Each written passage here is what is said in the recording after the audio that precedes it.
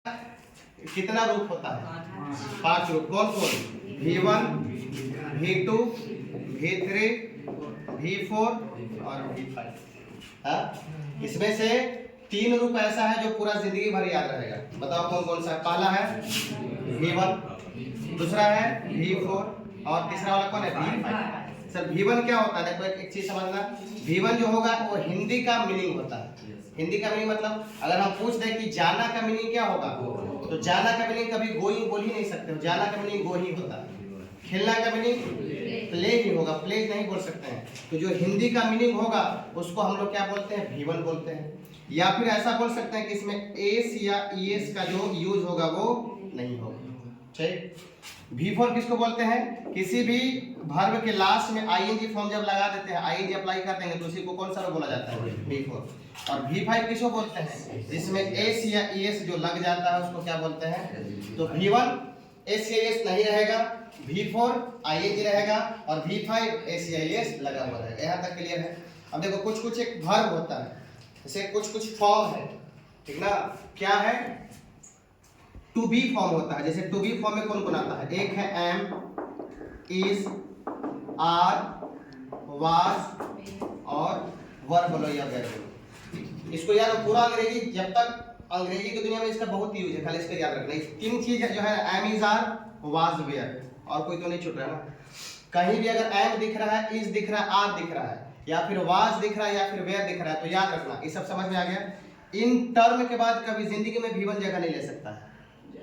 दूसरा चीज, in term मतलब जो है am, is, are, was, were, इनके बाद कभी V2 भी नहीं आ सकता है, इनके बाद कभी V5 भी नहीं आ सकता है। तो आएगा कौन सा? फिर V3 आ सकता है, या फिर क्या आ सकता है? V4। V3 आएगा जब पैसिव फॉर्म रहेगा, तो V3 आता। याद करो वॉइस पढ़ाया गया था, वॉइस पैसिव वॉइस जब कन्वर्ट करते थे तो पैसिव वॉइस का मतलब ही होता है V3। तो जब V3 इसके बाद am, is, are, was, were के बाद V1 कभी नहीं आ सकता है, V2 कभी नहीं आ सकता है, V5 कभी नहीं आ सकता है, V3 आ सकता है और V4 भी आ सकता है। जब पैसिव वॉइस का टर्म रहेगा तो V3 आएगा, और जब पैसिव वॉइस का टर्म नहीं रहेगा तो क्या आ जाएगा? V4। देखो एग्जांपल लेंगे तो और बेहतर समझ में आएगा। जैसे अगर एग्जांपल दिया जाए, एग्जांपल अगर दिया जाए, देखना इसको इजी ढंग से तो बना लोगे। जैसे क्वेश्चन दे दिया जाए, Ram is blanks to school. पहला option go, second option goes, third option going और फोर्थ ऑप्शन वेंट। मान लो छोटा सा दे रहे हैं और भी बताएंगे।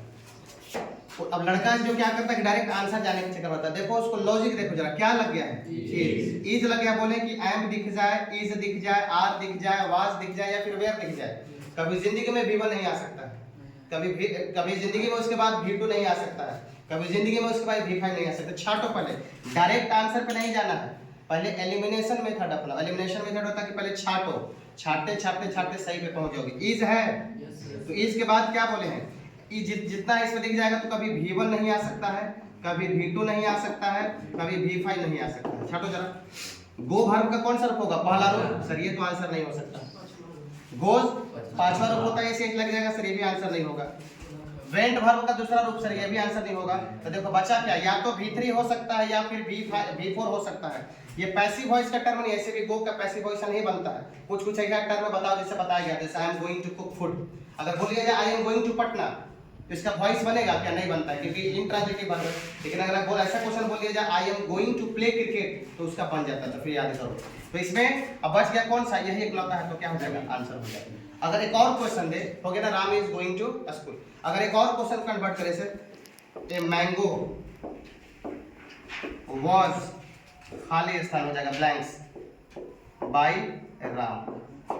पहला option it, second option it, third option its, fourth option it. देखो कितना इसको ये ढंग से कर लो। वाज दिख गया, तो वाज दिखा, क्या? वही नियम है। अगर am, is, are, was were दिखेगा तो कभी जिंदगी में V1 नहीं आएगा, कभी जिंदगी में V2 नहीं आएगा, कभी जिंदगी में V5 नहीं आएगा। तो कौन? या तो V3 या फिर कौन सा आएगा? V4। अब बताओ कि ये क्वेश्चन पैसिव वॉइस का है कि जनरल का है? देखो बाई लग रहा है, बताया बाई वाला केस में जनरली पैसिव वॉइस का होता है। देखो वाज लग गया है, पहले छाटो, डायरेक्ट आंसर पे मत जाओ। वाज लग गया तो है V1। देखो इट वर्ब का फर्स्ट फॉर्म होता है सर, कभी आंसर नहीं हो सकता है। एट वर्ब का दूसरा रूप होता है, कभी आंसर नहीं हो सकता है। इट्स एस लग गया, वर्ब का तीसरा रूप क्या बोलता है, पांचवा रूप हो गया, आंसर नहीं हो सकता है। एकलौता है, आंसर हो गया। अच्छा सर ऐसा अगर इसमें अगर दे दिया जाए, इसमें ईटिंग अगर दे देते तो वो एक्टिव, देखो है किसका वॉइस का, ये पैसिव का, तो पैसिव में एक्टिव वॉइस थोड़ी लगाते हम। यहाँ भीतर देखो दे दिया ना, वाज का देखो वर्ब का तीसरा रूप अप्लाई कर रहा है। एम इज आर वाज अगर कहीं भी देखेगा तो V1 नहीं आएगा, V2 नहीं आएगा, V5 नहीं आएगा। देखो ऊपर वाले में V4 आया था, नीचे वाले में V3 आया। कहीं भी हर एक इंग्लिश ग्रामर में कहीं भी जाके काम करोगे, am is are was were के बाद ना तो V1 आएगा, ना तो V2 आएगा, ना फिर V5 आएगा। आना है तो मात्र दो आ सकता है, वो V3, उसके बाद एक और कौन सा आएगा, V4, V5 नहीं V4। पैसिव वॉइस का टर्म रहेगा तो V3 आएगा, पैसिव वॉइस का टर्म नहीं रहेगा तो क्या आता है V4। क्लियर है? अब इस पर बनेगा क्वेश्चन अगर दिया जाए तो, चलो इस पर 10 क्वेश्चन लिखो, देर हम इसमें बनेगा, ठीक है।